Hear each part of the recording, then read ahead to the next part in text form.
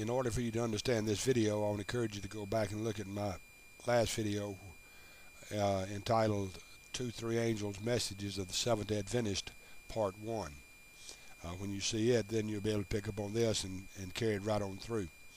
Now, I dealt with the first three angels' message that was proclaimed by the early pioneers of the Seventh Adventist organization, the pioneers of the Seventh Adventist in 1844.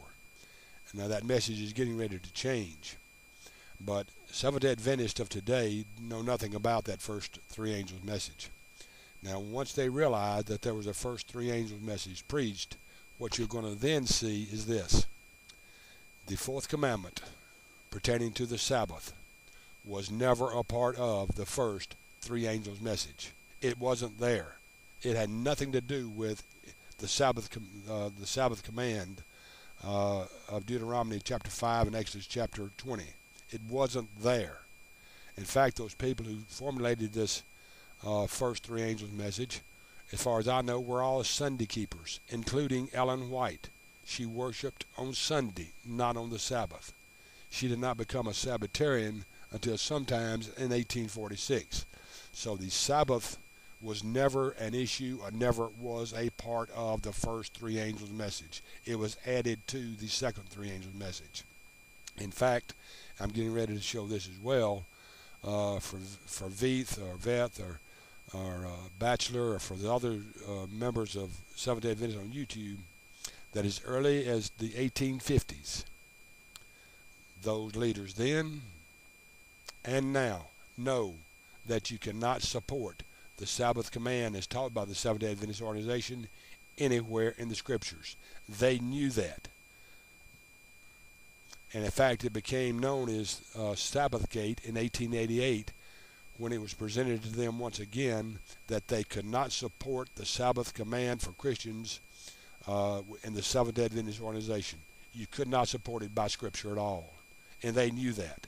And that's why it became known as Sabbathgate in 1888. Again, I'm going to be explaining this in the upcoming video as well. So now you have to change this three angels message. You have to do this in order to the modern Seventh-day Adventists, apparently, for several reasons. One, to protect their false prophetess Ellen White. She had predicted the end of the world in 1844 through this first three angels message. Well, they can't have their prophet being wrong, so they've got to change the message now. Rather than just telling the truth, they've got to cover for this false prophecy. So the three angels message is getting ready to change.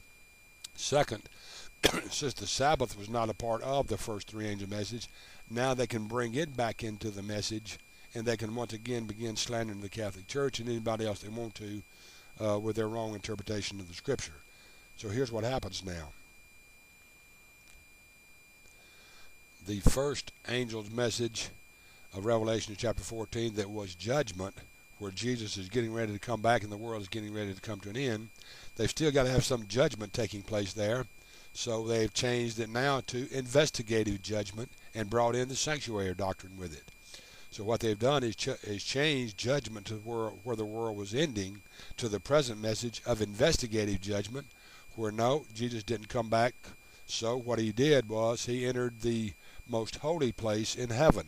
So the sanctuaries even changed from the earthly sanctuary to a heavenly sanctuary, where Jesus enters into the most holy place in heaven in 1844 to begin the act of investigative judgment.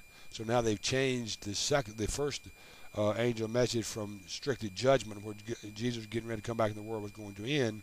They changed it now to investigative judgment and added the sanctuary doctrine, where rather than coming back to judge the earth, he's now entered into the most holy place in the heavenly sanctuary. The second message, where Babylon is fallen, they're going to bring the Catholic Church back into this now. Remember, the first thing only had to do with Protestants. But now, all of a sudden, they get their opportunity to continue their slander of the Catholic Church, so they bring the Catholic Church back into this second three angel message, where not only Protestants have fallen, but the Catholic Church has fallen again. Now then, the third part of this three angel message, as preached today, became the mark of the beast. And what was the mark of the beast? Voila, Sunday worship. They had brought it back in, knowing they could not substantiated through the Scripture, but yet they brought it back in because why are they doing this? It's millions of dollars to these people. That's the bottom line. It's money. By bringing the Sabbath back into it, distorting the Scriptures, and changing Colossians chapter 2, then they can bring the Sabbath back into it, twist the Scriptures, and once again, their million-dollar machine is in play. So they changed the third angel message to mean Sunday worship. But they've got to go over to Revelation chapter 13 now and really do some more slandering. So what they do in Revelation chapter 13 is make the first beast of Revelation chapter 13 not the Roman Empire that John is talking about, but they make it the papacy, that is, or the Catholic Church. Well, the Catholic Church needs some power. You know, they haven't got that mighty of an army to go about doing all of this. You know, so they've got to have this power. So they changed the second beast of Revelation chapter 13 to be the United States, all in their great big conspiracy theory, you know, that the world's out to get them. The Catholic Church is changing this and changing that, and they're getting ready to institute this national Sunday law, which may have been okay back in 1888 when it was a bigger issue, but it's no issue throughout the world today as much as they try to make it. So what they've done now is totally changed the first three angel message and invented a second three angel message, which is being heard by modern Seventh-day Adventist organization, and they have no idea that there was ever a first three angel message that never included investigative judgment, never included the sanctuary doctrine, never included the Roman Catholic Church, and never included Sabbath keeping. But they had to go back and change it to protect their false prophetess. They had to go back and change it to bring the Sabbath and the Catholic Church back into their message, all because it's money to them.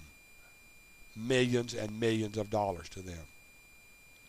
So what is twisting the Scriptures, or lying about the Catholic Church, or slandering somebody to someone who over 150 years, knowing that they're wrong, continue preaching an angel's message that was never the first three angel message as taught by the early pioneers, and yet just change it and never tell their members about it. And as I said before, I doubt very seriously if any Adventist would try to refute this, because they do not know their own history. It is very difficult for them to come to my videos and tell me I'm wrong when they don't even know their own history and have never read the writings of Ellen White. I will continue in my next video. Until then, this has been Golly saying, God bless.